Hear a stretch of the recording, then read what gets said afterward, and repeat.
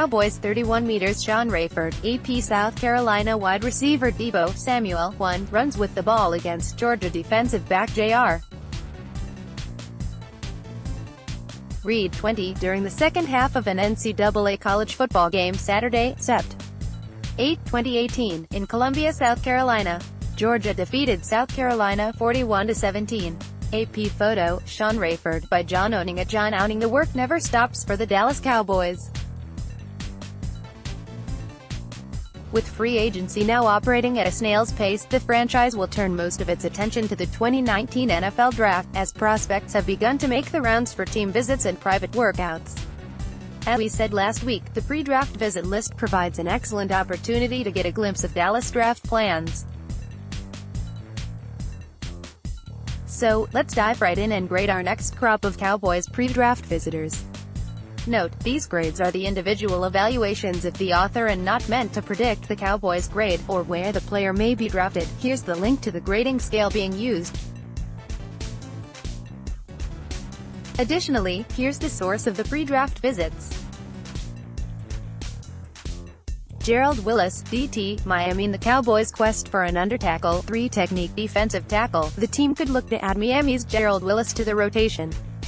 Not only does Willis have a national visit with Dallas lined up before the draft, but defensive coordinator Rod Marinelli recently flew to Miami to work him out at his pro day. Willis' road to the NFL has been anything but smooth. He started his college career at Florida but was dismissed from the program in January 2015, leading to his transfer to Miami. Willis also took a leave of absence from Miami in 2017 because of personal issues. When he returned in 2018, he looked better than ever, accumulating 59 total tackles, 18 for loss and 4 sacks, all career highs. Let's take a look at Miami DT Gerald Willis, who is also one of Dallas' 30 pre-draft invites. The first thing that jumps out when watching Willis is he loves to use the arm over. Here, he uses a nifty inside jab step to set up a sublime outside arm over. Great initial quickness to pick.twitter.com/Bullseye. John Owning, at John Owning, March 14, 2019. Measuring in 6'2", 302 pounds with 33-inch arms, Willis possesses the size necessary to survive between the big gaps in the NFL. He is a spark-plug defensive tackle who has a strong first step, notable lateral quickness and a silky smooth swim, arm over, move. Willis relies on the swim move to generate pressure on quarterbacks and penetrate into the backfield against the run. His effectiveness with the swim lies in his quickness and length along with his ability to disguise and set the move up in myriad ways, mixing in a variety of jab steps, stutter steps and tempo changes. Though he doesn't use them as much as he should, Willis has also demonstrated effective two-hand swipes and spin moves to clear contact and escape blocks. Unfortunately for Willis, his tendency to continually utilize the arm over move often gets him into a lot of trouble as well. Unfortunately, the arm over move gets Willis into a lot of trouble as well. When he doesn't win cleanly, the act of performing the arm over causes his pad level to get too high, which leads to him getting displaced by single and double blocks way too often. Pick.twitter.com/Nemo3i7FTK9, John Owning, at John Owning, March 14, 2019. In the run game, the act of using a swim move automatically forces pad level to rise, which means if Willis doesn't win cleanly, his base is compromised, therefore, he's not in a good position to absorb contact and hold his ground. This leads to Willis, who displays average play strength as it is being frequently displaced from his gap. Again, Willis gets caught trying to set up the arm over, which leads to him getting displaced off the lost scrimmage. Willis has so much variance from play to play. Pick.twitter.com/Open2RGDZK, John Owning, at John Owning, March 15, 2019. Willis' reliance on the arm over in the run game adds a frustrating amount of variance to his performance against the run. On one play, he can time his swim effectively and penetrate to record a tackle for loss. On the next play, Willis can mistime his swim move and get uprooted from his gap, leaving a giant lane for the running back. Even when he doesn't use the arm-over move, Willis shows considerable concerns in his ability to take on double moves and hold his ground at the point of attack when he can't penetrate. The danger of consistently exposing the chest while setting the outside swim. A well-timed punch knocks him off track and unable to beat the block. Pic.twitter.com/5QTFFF9S, John Owning, @John Owning, March 15, 2019. Willis' reliance on the swim move gets him into even more trouble as a pass rusher, where it is much more difficult to pull off than in other situations. Against the run, when the blocker typically is attacking forward at various angles, the swim move acts in the same way a matador avoids a charging bull. But against the pass, when blockers move backward after the snap, it becomes much more difficult to have the right timing. Poor timing often causes Willis to expose his chest, giving offensive linemen an easy target to latch onto. Ultimately, Willis is a high-variance player who possesses impressive physical traits and an effective primary move. However, his reliance on that primary move causes him to struggle against offensive linemen who figure out his timing. Willis needs significant development with his pad level, and the fundamentals of his game need significant polish. Still, his penetration ability and physical traits make him a worthwhile gamble on day 3 of the draft. Grade, 7.2, Round 4, Deebo Samuel, WR, South Carolina wide receiver Deebo Samuel, like Washington safety Taylor Rapp, is a prospect the Cowboys would be lucky to be able to pick when they go on the clock at no. 58, measuring in at 5'11", 214 pounds with 31 3/8" arms and 10-inch hands, Samuel is built more akin to a running back. Don't get it twisted, though, his skill set is dripping with notable receiver traits. Despite his compact size, Samuel is an impressive athlete, testing in the 76.3 percentile among receivers at the NFL Scouting Combine, according to 3 Sigma Athlete. His 4.48-second 40-yard dash time and 39-inch vertical are his most notable test results because they indicate that, despite his height and density, he can have success vertically down the field and in the air. Samuel displays one of the most well-rounded skill sets in the entire receiver class. Not only has he proven capable of running the full route tree, but he demonstrates the ability to win inside as a slot receiver or outside as a more traditional XRZ receiver.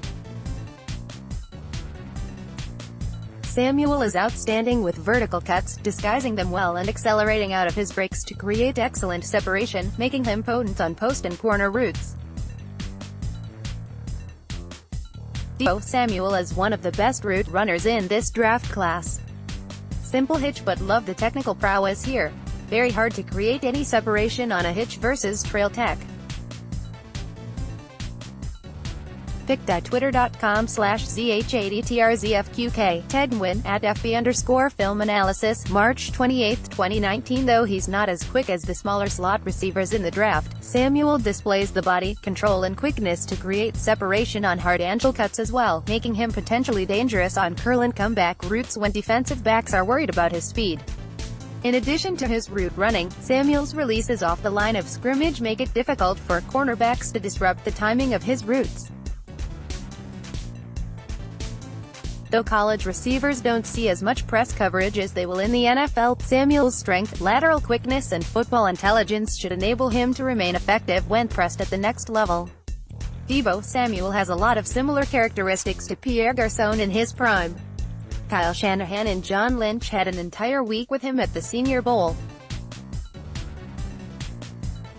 Samuel seems like a logical target for the 36 movie camera, @MayoConBCS, pic.twitter.com/9washbdmci, Rob Loader, @Rob Loader, March 21, 2019. Samuel displays soft hands with the ability to catch balls through traffic, away from his frame or when contested.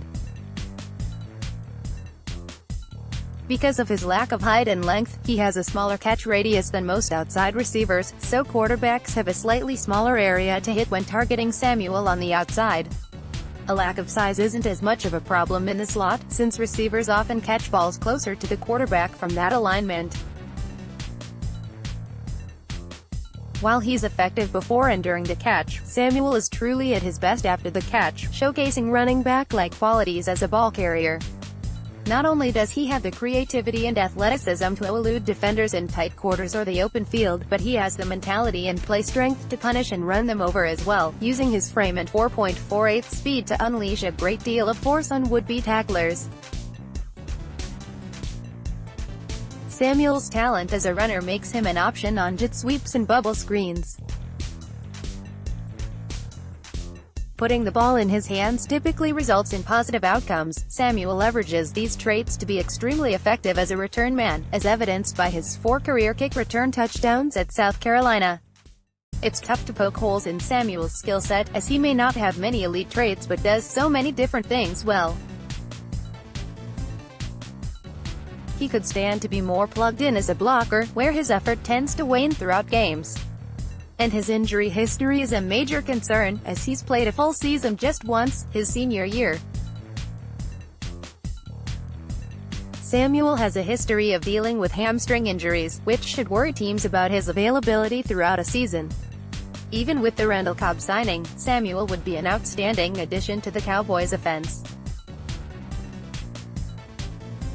His ability to play inside and outside gives them the ability to be even more flexible with formations, and his ability as a ball carrier makes him a great option on jet sweeps.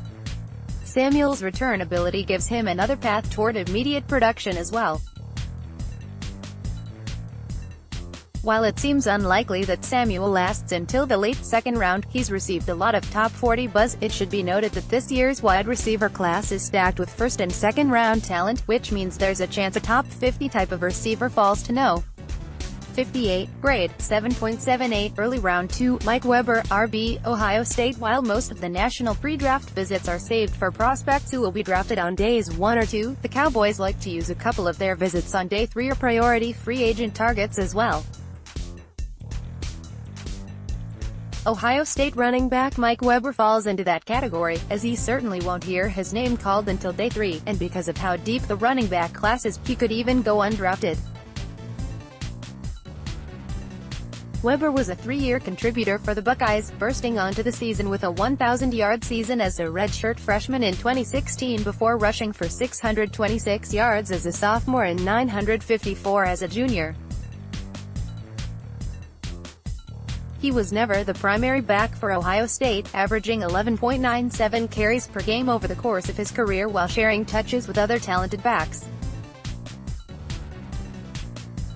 Checking in at 5'10", 211 pounds, Weber's compact frame lends itself well to the pro game, as he has the requisite mass to absorb the punishment NFL running backs see week in and week out.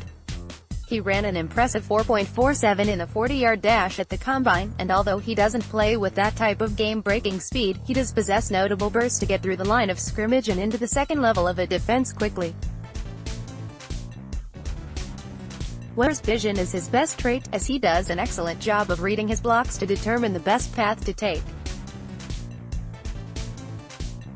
His vision is best shown on zone runs, where he does an excellent job manipulating defenders at the second level. Weber also demonstrates impressive contact balance, as his compact frame aids in his ability to absorb and defeat contact as a ball carrier. Unfortunately, he lacks the fluidity in his hips to accelerate out of his cuts or layer moves together to elude defenders. Because of that, Weber doesn't like to dance in the backfield. Instead, he's usually deliberate with his decisions, looking to get up the field quickly. Weber is the type of back who gets what's blocked for him, lacking the elusiveness and inventiveness to create on his own, and thus he projects as more of a supplemental back than a feature one. Outside of his ability as a ball carrier, Weber is a solid in terms of pass protection and as a receiver out of the backfield. Weber shows the mental processing ability to pick up blitzers, showing enough play strength to hold his own at the point of attack. Having said that, he can struggle against blitzers who have a great deal of lateral quickness.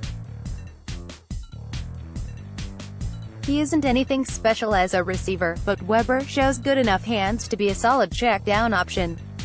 Overall, Weber would be a good option for the Cowboys in the 6th or 7th round if they miss out on more talented backs in rounds 4 or 5. If he goes undrafted, Weber would be an outstanding priority free agent for Dallas regardless of any running back selections in the draft.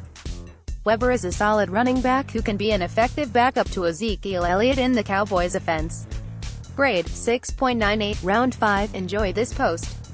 More film studies, how free agent additions could help Dallas in 2019. Twitter, @JohnOwning. More in Cowboys news.